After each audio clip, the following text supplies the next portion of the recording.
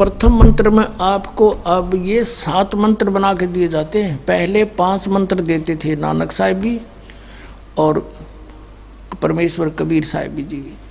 फिर ये है 5 नाम हैं जो हमारे कमलों में ये प्रधान बैठे हैं। मूल कमल में गणेश जी, स्वाद चक्र में सावित्री ब्रह्मा जी, नाभि कमल में विष्णु और लक्ष्मी जी, हृदय कमल में शिव पार्वती जी और कंठ कमल में ये दुर्गा जी। तो ये 7 नाम इसलिए देते हम कि मान लीजिए उपदेश ले लिया और ये प्रथम मंत्र एक बार मेरे मुख से भी सुन लिया मालिक की इसकी जैसे हम देते हैं, और फिर उसकी उस सुनने के बाद साथ साथ बोल लिया और फिर भी मृत्यु हो जाती है, तब मनुष्य जीवन गारंटीड है उस व्यक्ति को, ये गारंटी देता है। और यदि उसने जाप कर लिया कुछ दिन और विश्वास ठीक रहा तो वो स्वस्थ भी होगा और इसकी इसी जीवन में आयु बढ़ती चली जाएगी, परमात्मा बढ़ाता चला जाएगा जब तक उसका मोक्ष नहीं होगा, इस जन्म में पार कर देगा आपको। तो इसलिए ये 7 मंत्र दिए जाते हैं। ये पहले वाला लास्ट वाला मंत्र आपको जन्म दिलाएगा तुरंत, मनुष्य जीवन का गारंटीड है, मृत्यु भी हो जाएगी पुण्यात्मा। इसलिए मान लीजिए किसी का कोई बीमार है, या 80% व्यक्ति दुखी आए हुए, और जो विश्वास कर लेता उनको गारंटीड बात पूछ लो, यहाँ लाखों बैठे होंगे, आ जाते हैं, सुनते रहना और सब स्वस्थ हो जाते हैं। तो ये वो परमात्मा है। तो इसलिए प्रथम मंत्र जो आपको दिए जाते हैं इनमें ये 2 मंत्र अब कंपलसरी थे, पहले नहीं थे ये। तो इसलिए परमात्मा ने कंप्लीट कोर्स बना करके गरीबदास जी के माध्यम से हमारे तक पहुंचाया है। और जैसे आप जी किसी का कर जैसे विदेश गए हो, स्वदेश आना है, वहाँ आपने कोई कारोबार शुरू कर रखा है, कोई फैक्ट्री वगैरह लगा रखी है और आपका ठीक से काम चला नहीं, आपका बिजली का कनेक्शन कट गया, टेलीफोन कनेक्शन कट गया, पानी का कनेक्शन कट गया, गैस कनेक्शन कट गया, पैसे बने नहीं तो आप कंडम हो गए। और वहाँ कोई ऐसा प्रभावशाली व्यक्ति आपको मिल जावे, सरकार को गारंटर बनाए कि भाई तुम इनका चालू करो कनेक्शन, मैं गारंटर बनता हूँ, और फिर उसको कहेगा भी जो पैसे तो देगा यही तेरे कर्जा उतारेगा, नहीं तो फिर काट दियो ना, वो देते की बात है। तो ऐसे ये दास आपका गारंटर बनता है और आपके सब कनेक्शन चालू करवाता है, लेकिन इनकी मजदूरी करके ये देने पड़ेंगे, तुमने कर्जा आप उतारना पड़ेगा। और परमात्मा जो है कुछ अपने कोटे से भी आपको पैसे देता, क्योंकि आप चला ही नहीं सकते अपनी फैक्ट्री को बगैर थोड़ा बहुत और सारा ना मिल रहा कहीं से, तो वो बगैर आपके वैसे सब्सिडी समझ लो ऐसे देता है। तो परमात्मा पहले आपको सब्सिडी देता है जिससे आप अपना काम चलाओ और फिर डट कर भक्ति करो, मर्यादा में रहो, आप धनी हो जाओगे, बहुत शीघ्र धनी हो जाओगे। बहुत कीमत है इन मंत्रों की। इन भगवानों के जो 5 प्रधानों से आपने मुक्त होना है, त्रिकुटी पर जब जा सको हो उस समय पहुंच पाओगे जब इनसे आप अपना नो डू सर्टिफिकेट ले लोगे। अब ये मंत्र जो 2 मंत्र फर्स्ट और लास्ट है इन 7 मंत्रों में, इसके साथ मिलने से ये मंत्र जो प्रथम जाप आप करते हो, इनका ऋण मुक्त हो जाने के बाद भी कुछ आपकी कमाई यदि बचगी तो इन 2 मंत्रों के प्रभाव से ये कन्वर्ट हो जाएगी आपकी सतलोक चालन नालियाँ में, इनमें से बच भी गई तय।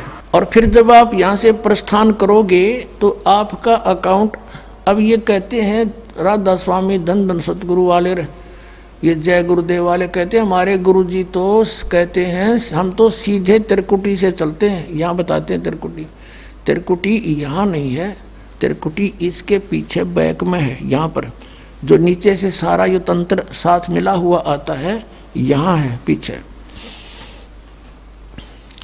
ये कहते हैं हमने ना तो वेदों की आवश्यकता, ना किताबों किसी और, ना हम गीता को मानते, ये भी तो किसी ने लिखी है। और हम तो सीधे त्रिकुटी से प्रारंभ करते हैं अपना रास्ता, त्रिकुटी से, उसका किसी ने नहीं पता। ये सारे ऋषि महर्षि त्रिकुटी माथा मारा करते और उन्हें खक नहीं पाया आज तक। त्रिकुटी से तो बहुत आगे जाना हमने, और त्रिकुटी पर जाना कोई बालकों का खेल है, कोई बरवाले का बस स्टैंड है, चाहे पैदल पहुंच जाओ चाहे रिक्शा में बैठ कर पहुंच जाओ। त्रिकुटी इज द इंटरनेशनल एयरपोर्ट, त्रिकुटी अंतर्राष्ट्रीय हवाई अड्डा जानो। और वहाँ वही व्यक्ति जाता सैर सपट्टे, तो कोई धक्के खाए जाओड़ा, क्या फ़ायदा होगा, उसने देख भी और आ जाओ उल्टा, क्या फ़ायदा उसका। वहाँ पर केवल वही व्यक्ति जाता है जो पहले टारगेट बना चुका होता है, और उस जिस देश में जाना है उसका पासपोर्ट और यहाँ की सरकार से नो ड्यू सर्टिफिकेट, और तब वो उस इंटरनेशनल एयरपोर्ट पर जाकर कुछ लाभ उठा सकता है। तो वहाँ से फिर आगे कैसे जाएंगे, उस त्रिकुटी पर पहुँचने के लिए तो सारा झंझट है, उस पर जाए पता फिर आप पे काम बन गया। तो त्रिकुटी पर जाने से पहले हमने इन भगवानों से नो ड्यू सर्टिफिकेट लेने पड़ेंगे।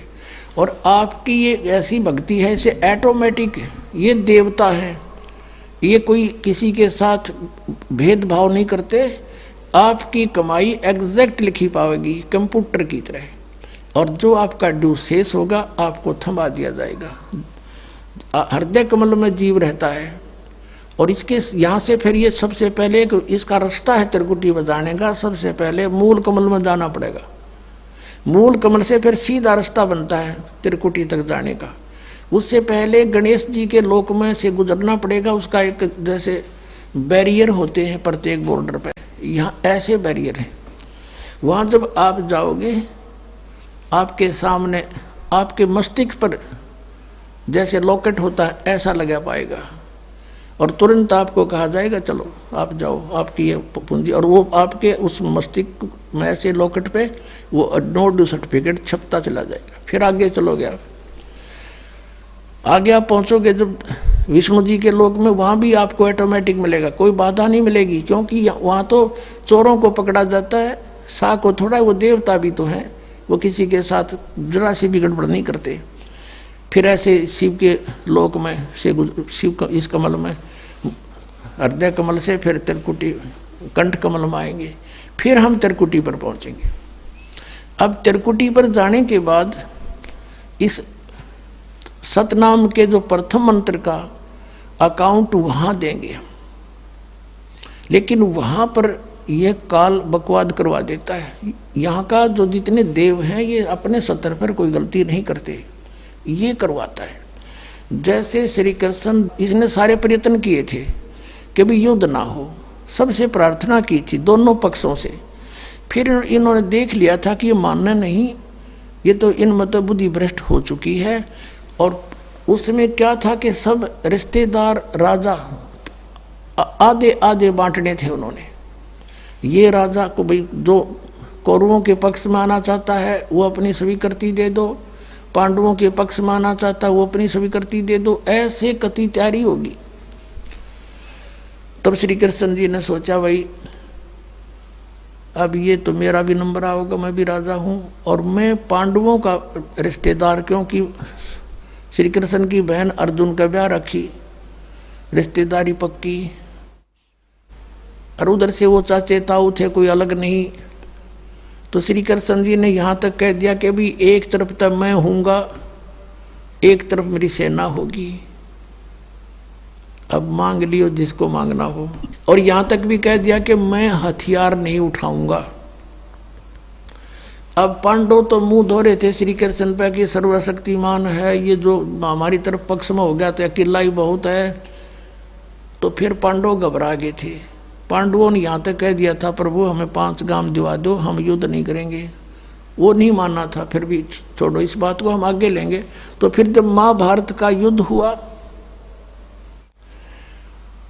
अब श्री कृष्ण ने हथियार उठाया, पहिया उठा लिया रथ का, उसको अपनी शक्ति से सुदर्शन चक्र बना दिया और उसने बहुत लाखों लोगों को काट डाला।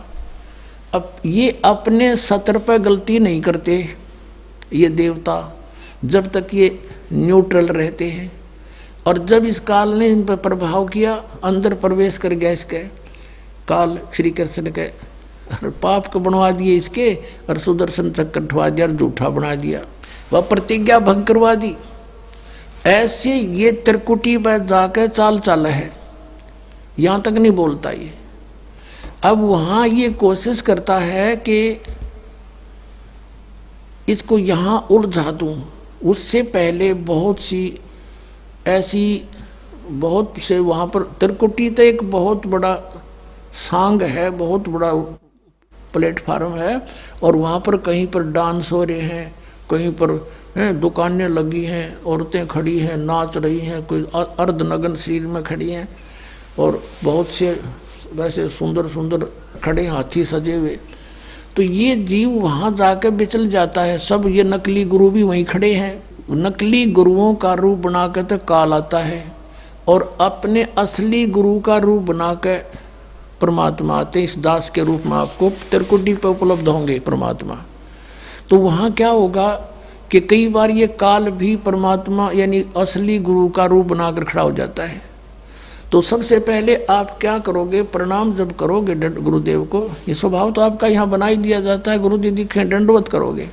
दंडवत करते समय एक सतनाम का सुमरण अवश्य करना होता है। 1 सेकंड, ये 10 सेकंड मुश्किल से लगती है। श्वास उस श्वास का सिमरण करें प्रणाम करते समय, और उठकर जब देखोगे यदि परमात्मा होंगे तो एज इट इज पाओगे, और जब काल होगा दास के रूप में तो उसका स्वरूप बदला पाओगा, ऊपर का कपड़ा हटा पाओगा, उसका असली सूरत मिल जाएगी, तो आप वहाँ से बच जाओगे। अब फिर क्या होगा कि फिर तुम जैसे यहाँ आप देखते हो गुरु जी आगे सारे पीछे पीछे हो लेते हो, तो वहाँ जब मृत्यु होगी आपको सपना सा दिखेगा। जैसे आप किसी ऑफिस में गए हो किसी कामवश, और वहाँ आपका काम फटाफट होता जा रहा है, नहीं होता है तो आप दुखी हो रहे हो, बार बार बैठ कर रो रहे हो, तो ऐसे ही चलेगा वो। तो वहाँ जाते ही जब आपको गुरुजी दिखेंगे, आप एकदम इसी स्वभाव से जो आपकी यहाँ रिहर्सल हो रही है, आपके अंदर जो आस्था कसक पैदा हो रही है, ये वहाँ काम आओगी आपके। तो ये सब रिहर्सल यहाँ कराई जा रही है कि गुरु को परमात्मा जानकर ये सब क्रियाएं करो, तो वहाँ ये आपके काम आऊँगी, वहाँ अपने यूज होंगी ये सारी फार्मूले। तो जब आपको ये पक्का हो गया कि ये है गुरुजी, फिर आपको लेकर के धर्मराज के दरबार में परमात्मा जाएंगे इस दास के रूप में, और धर्मराज से कहेंगे जी इसका हिसाब कर दो, भगवान का आदेश है, आप लो अपना ये एक इसकी कमाई जो तुम्हारे सतर की वो प्राप्त करो। ओम नाम की कमाई और ये यज्ञों का जो बचा हुआ यहाँ प्रयोग हो गया सो हो गया यज्ञ, फिर भी बचे हुए भी आपको वहाँ देने पड़ेंगे कि आप अपना संभालो अपने सतर की। जैसा कि आपके संविधान में लिखा है, ये पवित्र वेद पवित्र गीता भगवान का संविधान है, इसके विरुद्ध जो कार्य करता है वो दोषी है, चाहे जज है चाहे बिना जज है। तो यहाँ का न्यायाधीश बहुत समझदार है, उसने वो सब समझता है। परमात्मा याद दिलाता है 18वें अध्याय के 66वें श्लोक में लिखा है, सर्वधर्मान परित्यज माम एकम शरणं व्रज। अपना अपने सतर की जो तुम्हारी है वो अपनी लो, इसकी पूजाएं और इसको छोड़ो, आगे चलेगा ये।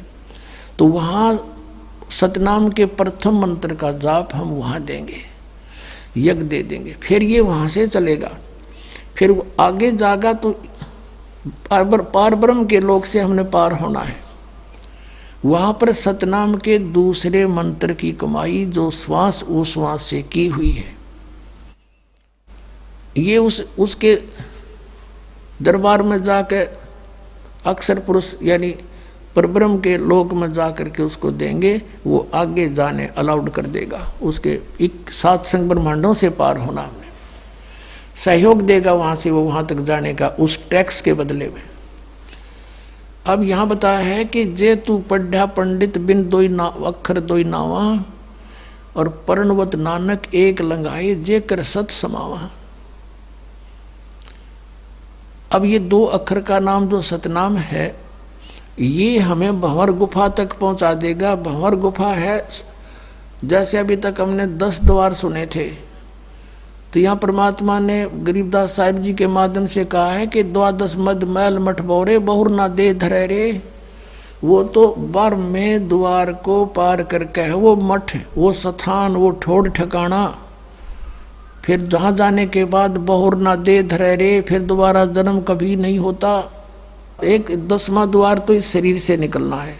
ये शरीर और एक ब्रह्मांड एक है, इससे निकल गया। कई योगी देखे यहाँ से शरीर फोड़ जाते हैं। यहाँ एक काग बोलते हैं इसको, स्थान को काग। छोटे से बच्चे को आप देखोगे नर्म नर्म स्थान होता है, वो कई बार नीचे हो जाता है तो उसको एक देसी इलाज से ऊपर उठाते हैं हाथ से, तो इसको फोड़ के वो बाहर निकल जाते हैं। वो कहते हैं जिसकी मृत्यु यहाँ से हुई हो ना, उस योगी को कहा करते इसने ब्रह्मांड फोड़ दिया। ब्रह्मांड फोड़ दिया, केकला तोड़ दिया। ब्रह्मांड के बीच में, प्रत्येक ब्रह्मांड के बीच में वैक्यूम प्लेस है, खाली स्थान, बहुत लंबा चौड़ा। ये फिर वहाँ धक्के खाएं जाओ, उसका वहाँ के चक्कर काटें जाओ, ठंडी ठंडी इसमें लगती रहे, और वहाँ इसकी कमाई पूरी हो जाएगी, फिर वापस नरक में। और फिर 21 ब्रह्मांड का भी एक ग्रुप है, चारों तरफ से एक अंड आकार है, और 21वें ब्रह्मांड का कनेक्शन जो है उसके चारों तरफ भी फिर खाली स्थान है, और वहाँ से सीधा एक 11वां द्वार है, वो अक्षर पुरुष के लोक में प्रवेश होता है, 7 संघ ब्रह्मांडों का। वो 7 संघ ब्रह्मांड भी चारों तरफ से एक तरफ बंद हुए हैं, पैक हैं, और बीच में अलग अलग डिवाइड हैं, वो अलग हैं। तो जब 11वें द्वार को पार करेंगे तो उसमें प्रवेश कर जाएंगे अक्षर पुरुष के लोक में। और 12वां द्वार जब है अक्षर पुरुष का, जो 12वां द्वार है अक्षर पुरुष के लोक से सतलोक में जाने के लिए पहले बीच में एक और स्थान है जो गुफा टाइप है, और उसको ऐसे गोल आकार है, वो ऐसे जाएगा ऊपर को। तो वहाँ जब हम 12वें द्वार पर खड़े हो जाते हैं, इसका जो अक्षर पुरुष का चारों तरफ से जो बंद है उसके पारदर्शक है वो, वहाँ से सतलोक दिखाई देता उस आत्मा को जिसके पास सार नाम की कमाई है। अन्य को नहीं दिखता, अक्षर पुरुष के लोग व्यक्तियों को नहीं दिखता, वहाँ के प्राणियों को नहीं दिखता, तो वहाँ से फिर वो दिखाई देता है। अब जैसे नानक साहब ने कहा है कि एक छुड़ावे एक लखावे, यूँ तो छुड़ाओगा कालते सतनाम का पहला मंत्र ओम, और वो जो दूसरा मंत्र है वो लखावेगा, वहाँ जाकर एंड पे बैठा देगा, और वहाँ से आपको सतलोक दिखाई देगा, पार नहीं हो सकते। सार नाम है जिसके पास, तो फिर वो आगे उस भंवर गुफा से पार करके और फिर आपको 12वां द्वार पार करके तब परमात्मा का वो मठ है, वो स्थान है, सतलोक है, जहाँ जाने के बाद साधक फिर लौट के कभी संसार में नहीं आते। तो इस प्रकार ये अर्थ तो ये था 18वें अध्याय के 66वें श्लोक का। ये बालक के जाने, संस्कृत के जानने वाले विद्वान पाक रहे थे, इनको कख नहीं पता था, अनर्थ कर डाला इस अनमोल सदग्रंथों का।